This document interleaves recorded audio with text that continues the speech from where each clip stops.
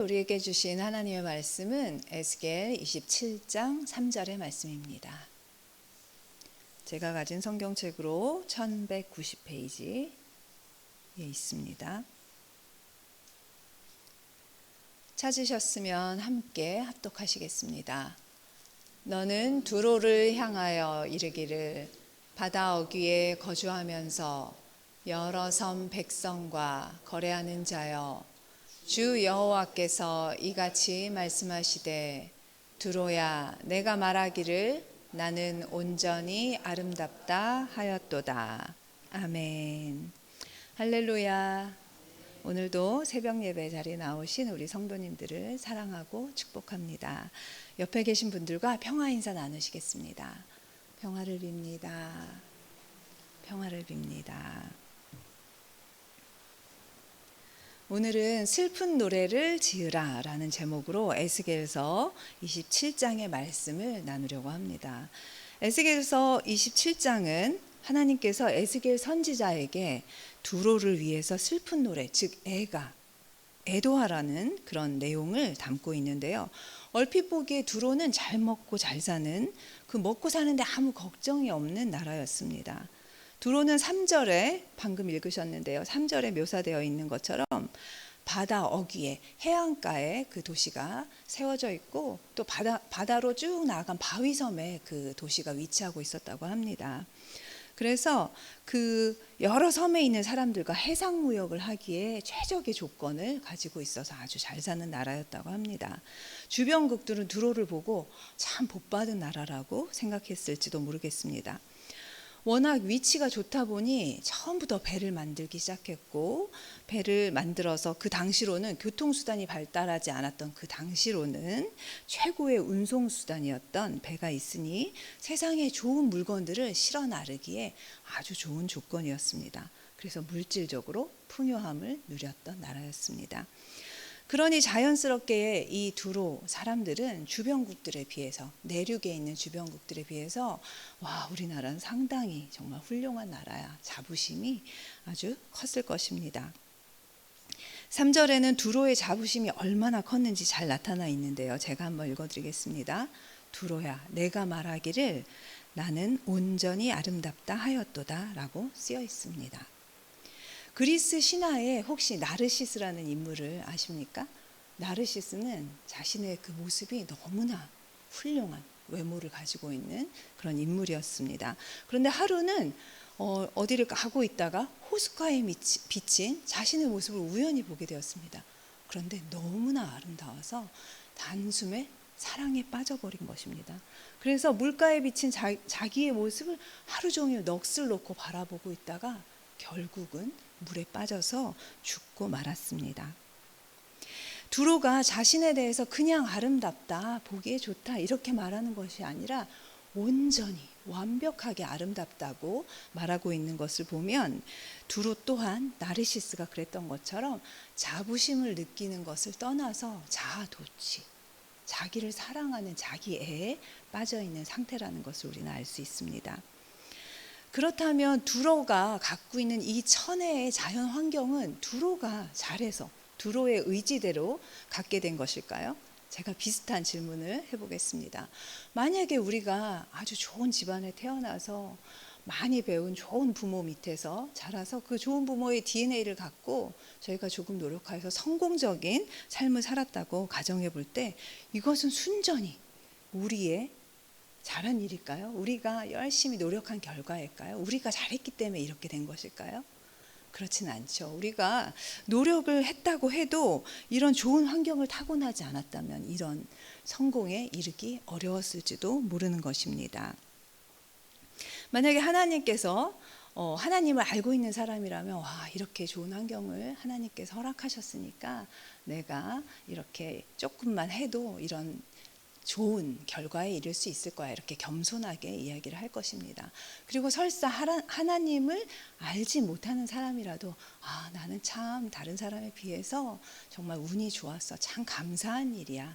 이렇게 이야기할 것입니다. 그런데 지금 두로는 그렇지 않은 것 같습니다. 이 모든 것이 자신의 능력으로 이룬 것인 양 교만에 빠져서 12절에 나오는 것처럼 12절부터 계속해서 나오고 있는데요. 세상의 온갖 좋은 물건들을 다 들여오면서 흥청망청 그런 상황에 빠져 있습니다. 두로는 겉으로는 부요할지 모르지만 하나님을 모르면서도 찾으려고 노력하지도 않는, 찾아야 할 필요를 느끼지 못하는 불쌍한 나라였던 것입니다. 요한계시록 3장에 어떤 그 교회가 나오죠? 하나님께서 여러 교회를 이야기하시는데요. 라오디게아 교회에게 비슷한 말씀을 하십니다. 제가 한번 읽어드리겠습니다. 내가 말하기를 나는 부자라 부요하여 부족한 것이 없도다. 하나 내 공고한 것과 가련한 것과 가난한 것과 눈먼 것과 벌거벗은 것을 알지 못하는 도다. 아멘. 이렇게 말하고 있는 것입니다. 물질적으로 아무리 풍요로워도 하나님을 모르는 인생이라면 그 인생은 공고하고 가련하고 영적으로는 가난하고 눈이 멀었고 벌거벗은 인생과 같습니다. 이런 인생보다는 오히려 아무것도 없어서 하나님밖에는 의지할 수 없는 그런 상황이 더 복된 상황이라고 말할 수 있는 것입니다. 초대 교부였던 그런 성 아우구스티누스는 고백록이라는 책에서 인간은 하나님을 위해서 창조된 존재이기 때문에 오직 하나님 안에 있어야 참된 안식을 누릴 수 있다고 고백을 하고 있습니다. 하나님의 손으로 하나님을 위해서 지어진 우리 같은 존재들은 하나님을 모르고 산다면 아무리 좋은 것을 먹고 아무리 많은 것을 누려도 어딘가 그 마음에 공허함이 남아있을 수밖에 없는 것입니다. 하나님의 형상으로 지어진 우리는 물질만으로는 만족할 수 없습니다. 영적인 것이 채워져야만 그제서야 완전히 만족한 삶을 안식 누릴 수 있는 것입니다. 이 말씀에 공감하시죠? 네. 그러니 늘 예배의 자리에 나오시는 여러분이야말로 정말로 복받은 인생이라고 말할 수 있는 것입니다. 하나님을 모르고 물질적으로 완벽하게 다 갖추어진 삶을 사는 것보다는 물질이 조금 부족하더라도 하나님을 의지하고 하나님을 찾으려고 애쓰는 그런 삶이 정말로 복된 삶일 줄 믿습니다. 다시 본문으로 돌아가 보면 4절에서 11절까지는 두로가 한 척의 멋지게 지어진 배로 묘사되고 있습니다. 또 12절부터 25절까지는 두로가 자기 나라에 들여온 많은 좋은 물건들이 그 리스트가 쫙 나와 있습니다. 그런데 드디어 하나님께서 왜 에스겔에게 두로를 향하여 슬픈 노래, 애가를 지으라고 했는지 이제 그 이유가 서서히 등장하기 시작합니다. 하나님의 끔찍한 심판이 시작된 것입니다. 타이타닉이란 영화 보셨죠? 그 엄청난 배가 그 안에서 춤을 추고 노래하고 맛있는 것을 먹고 정말 행복에 가득했던 그 사람들이 한순간 바다로 가라앉는 사고가 있었습니다. 그것처럼 지금 아주 멋진 배가 온갖 세상의 좋은 물건들을 가득 실은 배가 바다 한가운데로 서서히 침몰하고 있는 것입니다.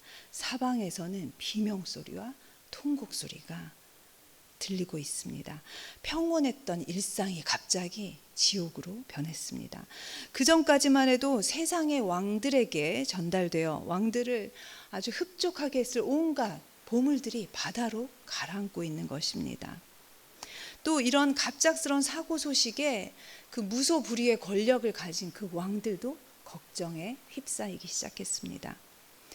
이처럼 인생은 계획대로 되는 것이 아닙니다. 그리고 처음에 좋았다고 끝까지 좋은 것도 아닙니다. 하나님께서 나를 즐겁게 했던 물질과 지금 건강해서 끝을 생각하지 않았던, 끝을 생각한 적이 없는 그런 나의 생명을 어느 날 갑자기 거두어 가실 수 있는 것입니다. 하나님은 바로 이 때문에 에스겔을 위해서 슬픈 노래를 지으라고 두로에게 명령하셨던 것이었습니다. 말씀을 맺겠습니다. 한때 로마 제국은 세상의 최고의 지위에 있었습니다. 엄청난 군사력으로 유럽과 북아프리카와 서아시아를 정복했던 나라였습니다. 그래서 로마 제국은 자신의 그 통치하에 있었던 약소국들에게 자신의 엄청난 군사력으로 너희가 지금 평화를 누리고 있는 것이라고 그 팍스 로마나를 외쳤습니다. 하지만 어떻게 되었습니까? 로마 제국은 멸망했습니다. 그 팍스 로마나 영원히 끝나지 않았을 것 같은 로마의 군사에 의해서 지켜졌던 그 평화는 거짓 평화인 것이 드러났습니다. 이 세상에 하나님 외에 영원한 것은 하나도 없습니다. 이 사실을 기억하시고 하나님을 알고 하나님을 사랑하는 데 힘쓰시는 여러분 되시기를 소망합니다.